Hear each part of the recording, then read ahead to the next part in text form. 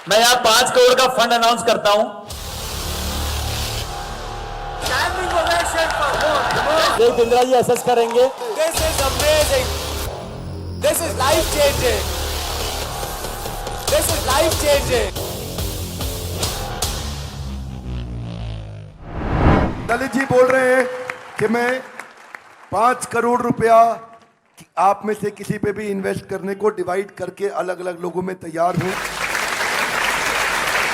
अगर आपको प्रोजेक्ट बनाना है, पर्सनालिटी नहीं, तो क्या किया जाए, टेक्नोलॉजी का इस्तेमाल कैसे किया जाता है, कैसे बिल्ड किया जाता है। आज मैं आपको मिलवाने वाला हूं एक खास शख्सियत से जिनका दर्जी का काम था, टेलर का दुकान था, छोटा सा। जब ये बोलेंगे ना तो आपको मजा आएगा। सुनना चाहेंगे? उनकी स्टोरी कि कैसे उन्होंने टेक्नोलॉजी बिल्ड करके ऑर्गेनाइजेशन को स्केल अप किया, उनकी स्टोरी कि कैसे उन्होंने समय से ईआरपीस को तैयार किया। I am here is what I am introducing to you mister Lalit Agarwal, chairman V-Mart. Please come on this stage. Welcoming mister Lalit Agarwal. आइए सर, आइए। आई एम गेटिंग गूज़बम्प्स, मेरे रोंगटे खड़े हो गए हैं। Look at that positive energy, look at the energy that you have created. छोटी सी कहानी है।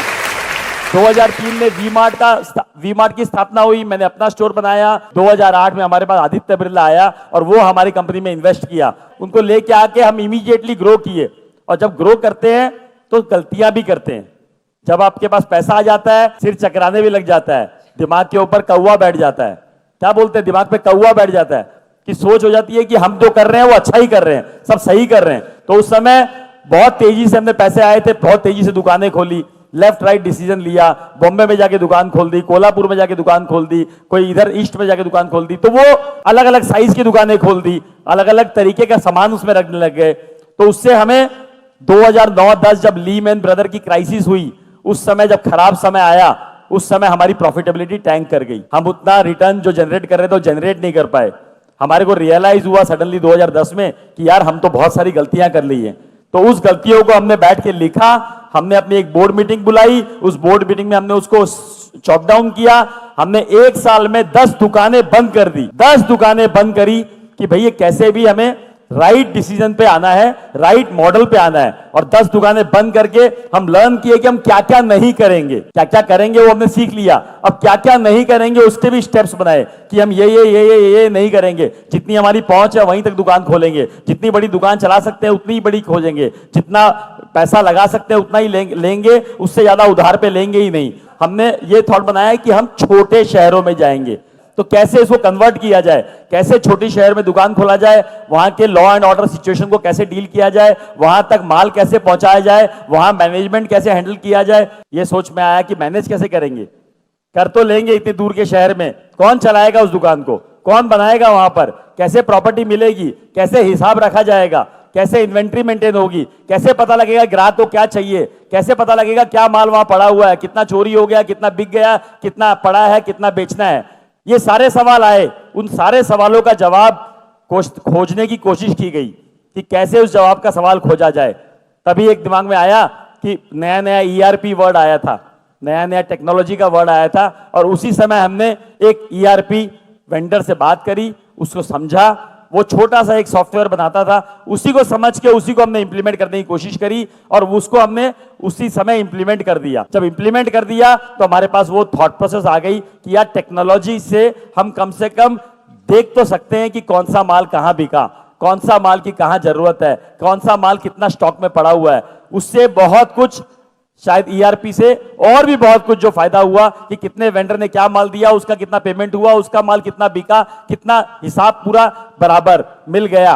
तो सबसे पहली शुरुआत वहां से ईआरपी से हुई और हमने छोटे शहर में पेनिट्रेट किया और छोटे शहर ने हमें इतना रिवॉर्ड किया क्योंकि इतनी बड़ी जनता है जो कि आप हर कोई चाहता है कि अच्छा दिखे, अच्छा पहने, अच्छे से रहें और अच्छे अपने बच्चे को और परिवार को देखें। तो हर कोई चाहता है, लेकिन उसको अपने पॉकेट साइज में अगर मिल जाएगा तो वो लेना चाहेगा। ऐसा कोई रॉकेट साइंस नहीं है कि हमें रॉकेट बनाना है, हमें एक सिंपल काम करना है। अगर हम ध्यान से फोकसफुल करें तो काम हो जाएगा। क्वालिटी जो है पैसे डालने से नहीं बनती है, क्वालिटी खाली केयर, मेहनत और राइट नॉलेज से बन सकती है। Standing ovation, very large round of applause for Mr. Lalit Agarwal. Thank you, sir. एक तो क्वेश्चंस ले सकता हूं सर के साथ इफ ही अलाउज, उनको कहीं जाना था बट जस्ट हाँ जी सर।